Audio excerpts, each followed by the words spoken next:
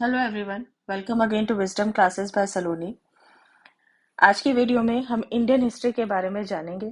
आज की वीडियो आपके लिए बहुत इंपॉर्टेंट है क्योंकि आज की वीडियो स्पेशली उन बच्चों के लिए है जो सीटेट और यूपीटेट की तैयारी कर रहे हैं।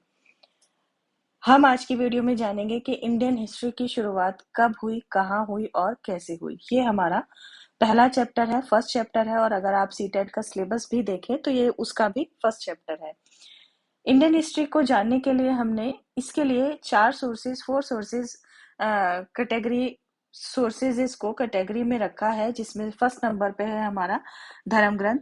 यानी किसी कंट्री की अगर हमें हिस्ट्री देखनी है तो हम वहाँ की होली बुक्स या रिलीजियस बुक्स को स्टडी करेंगे, तब हमें पता चलता है कि इस कंट्री की हिस्ट्री कैसी थी।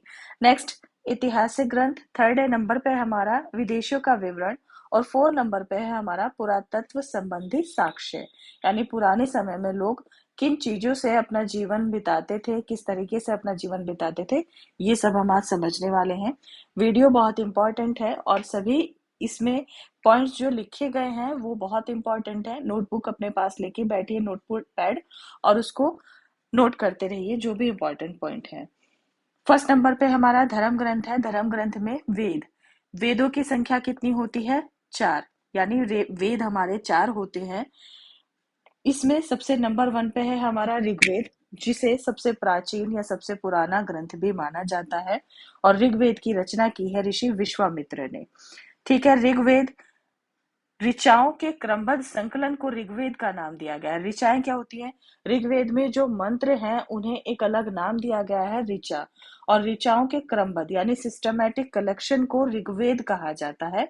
मंत्रों के सिस्टमैटिक कलेक्शन को ऋग्वेद कहा जाता है। ऋग्वेद में हमारे 10 मंडल हैं, 1028 सूक्त हैं, और 10,462 मंत्र यानी ऋचाएं हैं।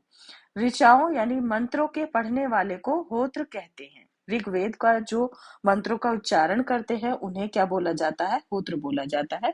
ऋग्वेद के दूसरे मंडल से गायत्री मंत्र लिया गया है, और ऋग्वेद के 9वें मंडल में चंद्रमा यानी सोम देवता का वर्णन है।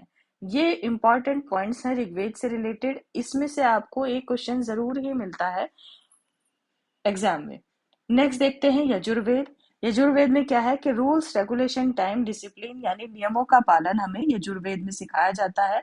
और यजुर्वेद के मंत्र को पढ़ने वाले को क्या बोलते हैं? अथर्वयु बोलते हैं। यजुर्वेद हमारा गद्यांश में भी है और पद्यांश में भी है, यानी गद्य और पद दोनों में हमें यजुर्वेद मिलता है।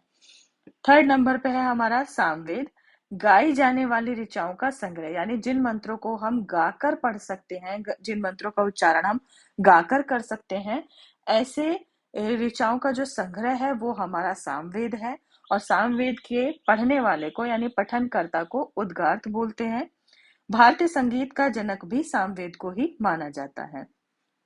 आगे चलते हैं अथर्ववेद। अथर्ववेद में अंधविश्वासों का वर्णन है, यानी जादू, टोना, तंत्र, मंत्र विद्या, इन सब अंधविश्वासों का जो वर्णन है वो अथर्ववेद में है। रोग और औषधियों का वर्णन भी यजुर्वेद अथर्ववेद में है। और अथर्ववेद के रचयिता यानी रचनाकार कौन है? ऋषि अथर्वा है। इसके अलावा अन्य ग्रंथ हैं। अन्य ग्रंथ में हमारा अरण्यक है। अरण्यक की संख्या हमारी 7 है। अरण्यक है, अरण्यक की संख्या हमारी 7 है, जिसमें ऐत्रेय, संख्यान, तैत्तिरीय, मैत्रायणी, मध्यानिंदन, वृद्धयर्णक और तलवाकर, ये 7 हमारे अरण्यक हैं। इसके अलावा आगे चलते हैं ऐतिहासिक ग्रंथ, जिसमें उपनिषद है। उपनिषद की संख्या हमारी कितनी है? 12। ईशावास्य, केन, कंठ, प्रश्न, मुंडक, मांडुक्य, ऐत्रेय, तैत्तिरीय, श्वेताश्वर, छंदोग्य, बृहदारण्यक और कौशितकी, ये 12 हमारे उपनिषद हैं। मंडूकोपनिषद से क्या लिया गया है? हमारा सत्यमेव जयते। अशोक स्तंभ है राष्ट्र चिन्ह हमारा प्रतीक, उसमें के नीचे आपने देखा होगा सत्यमेव जयते लिखा रहता है, सत्य की सदा ही जय हो। तो वो कहाँ से लिया गया है? हमारा मंडूकोपनिषद से लिया गया है। इसके अलावा वेदांग, वेदांग होते हैं हमारे 6। संख्या इनकी सबकी इंपॉर्टेंट है, इसलिए मैंने आपको अलग से लिख के बताया है। कौन कौन से होते हैं? शिक्षा, कल्प, व्याकरण, निरुक्त, छंद और ज्योतिष।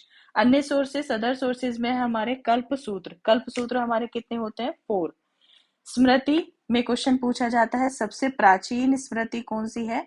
तो आपका आंसर होगा इसका मनुस्मृति। मनुस्मृति हमारी सबसे प्राचीन स्मृति है।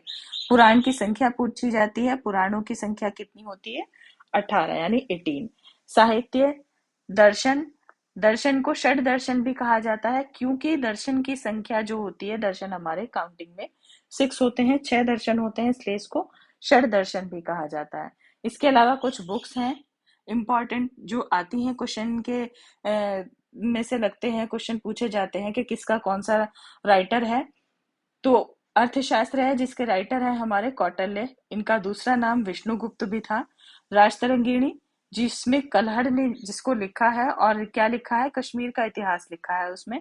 और यहाँ टाइपिंग मिस्टेक है, कल्हड़ हम इस तरीके से लिखेंगे, कल्हड़। चचनामा जो अली अहमद ने लिखी है। अष्टाध्यायी, अष्टाध्यायी हमारी संस्कृत भाषा व्याकरण की हमारी पहली पुस्तक है, और इसके राइटर कौन है ये आप मुझे कमेंट करके बताएंगे। आई होप आपको मेरी वीडियो समझ में आई है। ये बहुत ज्यादा एक्सप्लेनेशन नहीं है, बहुत इंपॉर्टेंट छोटे छोटे पॉइंट्स हैं जो आपको पता होने चाहिए अगर आप किसी भी कॉम्पिटिटिव एग्जाम की तैयारी कर रहे हैं या इंडियन हिस्ट्री पढ़ रहे हैं, तो आपको पता होना चाहिए। अगर आपको मेरी वीडियो समझ आई है, पसंद आई है, तो लाइक कीजिए, वीडियो को ज्यादा से ज्यादा शेयर कीजिए, क्योंकि किसी भी तरह की नॉलेज है अगर हम अपने पास रखते हैं तो वो सिमटी हुई रहती है, लिमिटेड रहती है, इसलिए ज्यादा से ज्यादा शेयर कीजिए। ज्ञान बांटने से बढ़ता है। जब हम कुछ चीजें शेयर करते हैं तो हमें और चीजें भी पता चलती हैं, इसलिए खुद की नॉलेज बढ़ाने के लिए हमें चीजें, वीडियोस, ऐसी चीजें, नॉलेज वाली बातें शेयर करनी चाहिए, इसलिए वीडियो को ज्यादा से ज्यादा शेयर कीजिए। मेरे चैनल पर अगर आप नए हैं और अभी तक आपने मेरे चैनल को सब्सक्राइब नहीं किया है तो मेरे चैनल को सब्सक्राइब कीजिए एंड बेल आइकन को प्रेस कीजिए। नेक्स्ट आपसे इसी वीडियो को आगे बढ़ाते हुए मिलेंगे, समझाऊंगी मैं आपको। तो मेरी नेक्स्ट वीडियो भी जरूर देखिएगा जो जल्दी आएगी। तब तक के लिए bye and thank you so much.